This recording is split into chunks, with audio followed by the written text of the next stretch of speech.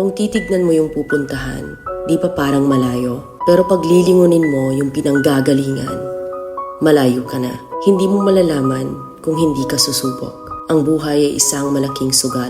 Kung lagi kang takot sumugal sa isang bagay dahil takot kang mawalan, mauubos lang kung anong meron ka. Kung hindi ka mawawalan, hindi ka rin magkakaroon. Kung ano man ang mga desisyon mo ngayon, yun ang magiging buhay mo bukas. Lakasan mo lang yung loob mo.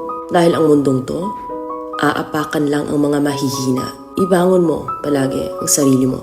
Balang araw, magugulat ka na lang na ang layo na pala ng narating mo. Kahit mabagal ang progress, basta may usad at kumikilos ka, okay na yan. Wala tayong magagawa. Ganyan talaga ang proseso ng buhay. Lahat tayo nakakaranas ng hirap. Hindi natin alam kung hanggang kailan tayo dito sa mundo. Kaya mas piliin mo maging mabuting tao. Ang pinakayaman na maituturing natin sa sarili